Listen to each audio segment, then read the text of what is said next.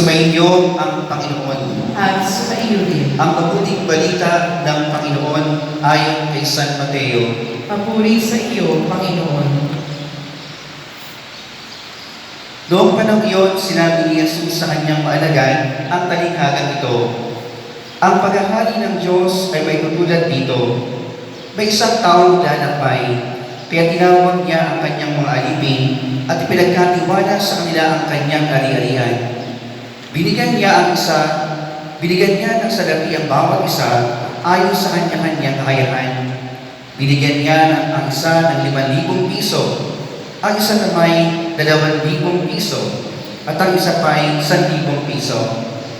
Pagkatapos siya umalis, humayo agad ang tumanggap ng 5,000 piso at ipinangalakan iyon, at nagtubo siya ng 5,000 piso. Gayun din naman, ang tumanggap ng 2,000 piso ay nagtubo ng 2,000 piso. Ngunit ang tumanggap ng 1,000 piso ay tumukay sa lupa at tinago ang salapi ng kanyang Panginoon.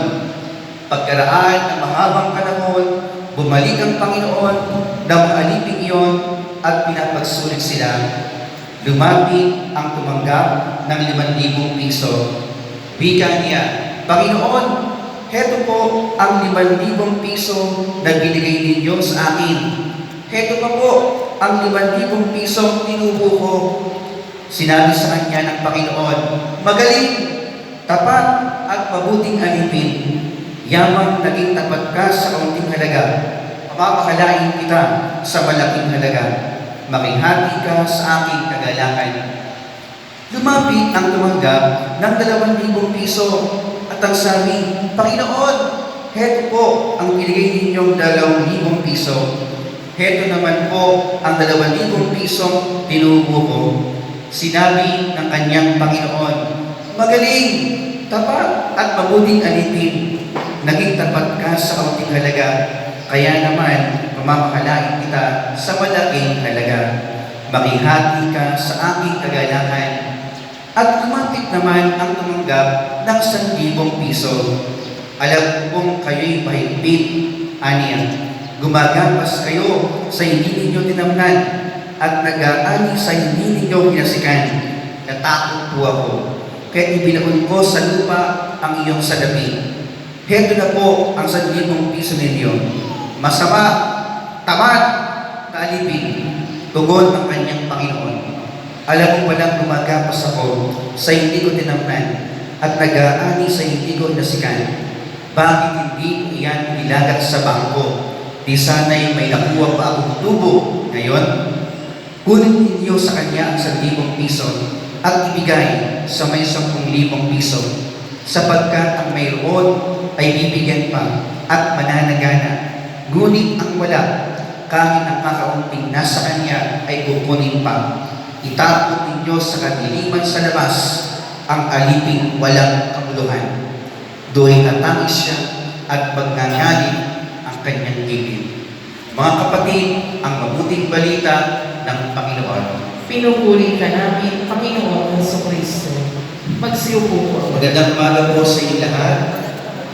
At masaya pakikisa sa pagdilimang ng misa ngayon pong ika-33 linggo sa kalalimang panahon. Palakpakan natin at papurihin natin ang ating Panginoon.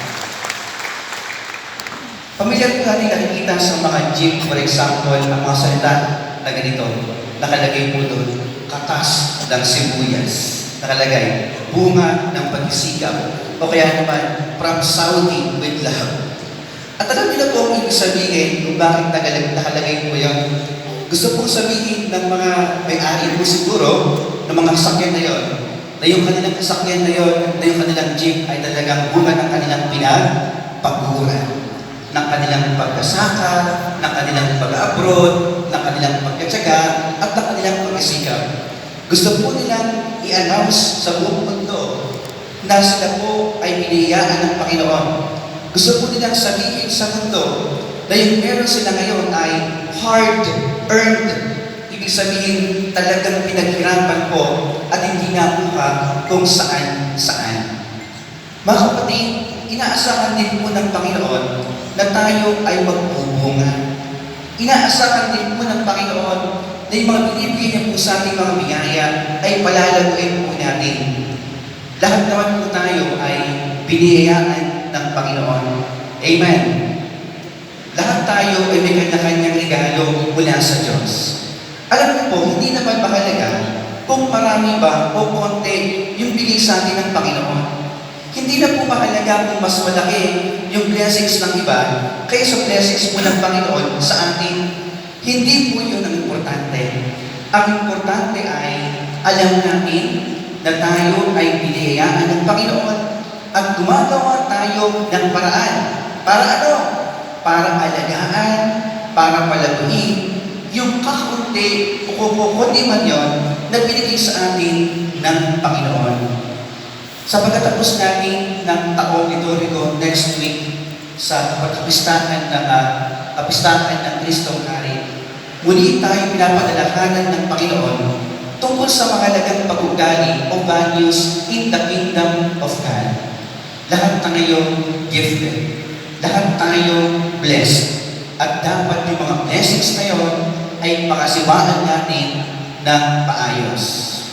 Meron pong dalawang paraan kung papaano natin pangangasiwaan o i-manage yung mga biyaya o yung mga regalo na binigay sa atin ng Panginoon. Ang una po ay yung matapang na pagharap. Haharapin natin ng buong tapang yung mga grasya, yung mga biyaya na binigay sa atin ng Panginoon. Magsisikap tayo, magtitiyaga tayo. Siyempre, kapag hinarap mo at seryoso kang minamanage o pinapangasiwaan yung grasya sa iyo ng Diyos, hindi mo yan babaliwalain, hindi mo yan sasayangin, hindi mo yan wawaldasin o gagamitin kung saan-saan. At laging andon yung elemento ng sakripisyo. Pero after that, pagkatapos nun, ayun, tatapasanin natin yung bunga ng pag-isikap, katas ng sibuyas, from shouting with love. Kasi yung binigay sa atin ng Panginoon ay pinagsikapan natin palaguin. Meron po kong kilalang mag-asawa, hindi po sila talaga nakatapos ng pag-aaral. Hindi po sila nakatapos ng management, ng marketing, business administration, etc. Yung pong lalaki ay parang high school lang po at yung babae ay ganoon din po. Pero ngayon, ang dami po nilang mga kabuhayan. Ang laguna po ng kanilang business. Meron silang grocery sa iba't ibang mga bayan, tindahan ng appliances, at gayon din ay bago ngayon ay mga maliliit na mga gasoline stations. Anong nangyari? Hindi po sila nakapag-aral ng pagnenegosyo. Hindi po sila nakapag-aral ng pagkukomersyo. Pero ngayon, sila ay masaya at malago sa kanilang kabuhayan. Yung mga anak nila nakatapos ng pag-aaral. May CPA, may architect, may engineer, at syempre, may nakatapos ng marketing and business administration para lalo nilang mapatatag at mapalakas ang kanilang negosyo. Ano nangyari sa mag-asawang ito? Kasi yung konti na meron sila, pinagyaman po nila. Yung konti na bigay sa kanila ng Panginoon, inalagaan po nila yun. At ngayon, ay mabunga niya at malago ang kanilang kabuhayan. At hindi lang ang kanilang kabuhayan, pati ang kanilang pananampalataya at pagtulong sa kapwa ay malago na ngayon. Mga kapatid, yan ang unang paraan kung papaano natin pangangasiwaan ang mga biyaya na kaloob sa atin ng Panginoon. Ano po yun? Yung matapang na pagharap. Harapin natin, kilalanin natin, ipagpasalamat natin kung ano yung meron tayo. Sabi ko nga kanina, hindi na mahalaga kung marami o konti. Hindi na mahalaga kung malaki o maliit. Ang mahalaga, alam natin, merong ibinigay sa atin ang Panginoon at inaalagaan natin at pinalalago natin. Pangalawang paraan ng pangasiwa sa mga bagay na binigay sa atin ng Pag-iwas. Itinatago. Ganon ang ginawa ng tapat, ganon ang ginawa ng tamad at masamang alipin. Binigyan siya ng 1,000, anong ginawa niya? Ibinaon sa lupa. Gusto kong sabihin, masakit kong sabihin, napakatanga naman niya. Binigyan na nga siya, hindi pa niya ginamit. Ibinaon niya sa lupa, di umano dahil takot siya at masungit at babagsik kasi ang kanyang amo. Kaya ibinaon na lang niya sa lupa. Maling pag-iwas, pagtatago sa mga bagay na ibinigay sa atin ng Panginoon. Kapag po talaga itinago, kapag po talaga ibinaon sa lupa ang mga biyaya na bigay sa atin ng Panginoon, hindi po lalago. May nakita pa akong isang problema sa tamad at masamang alipin na yun. Bakit hindi niya napalago ang kanyang 1,000? Bukod sa kanyang takot at kahinaan ng loob at kakulangan ng diskarte sa buhay. Siguro po, lagi siyang naiinggit. Lagi na ikinukumpara ang kanyang sarili sa iba. Bakit yung kasamahan ko 5,000? Bakit ako? Bakit yung isang kasamahan ko 2,000? Bakit ako 1,000 lang? Take note, kilala sila ng kanilang amo. Alam ng kanilang amo ang kanilang kakayahan. Alam ng kanilang amo na yung isa ay pang 5,000 ang kakayahan, pang 2,000 ang kapasidad, at siya alam ng kanyang amo, pang 1,000 lang siya. Sayang, hindi niya ginamit ang pagkakataon na yun na pinagkatiwalaan siya ng kanyang Panginoon. Dahil di umano sa kanyang takot, sa bagsik at sungit ng kanyang Panginoon, hindi man lang siya nakipagsapalaran. Mga kapatid, yan po ang pag-ugali ng mga tao hindi po maasenso sa buhay. Yan po ang ugali ng mga tao hindi po lumalago sa buhay. Takot, mahina ang kulang sa diskarte, at walang tiwala sa kapwa, at palaging kinukumpara ang sarili at hindi kontento kung anong meron siya. Mga kapatid, ganun po yung mga ingredients para hindi lumago ang isang tao. Ganun po ang ugali ng isang taong walang pag-asenso o pag-unlad sa buhay. Mga kapatid, sa bandang huli ng buhay natin, haharap din tayo sa Panginoon.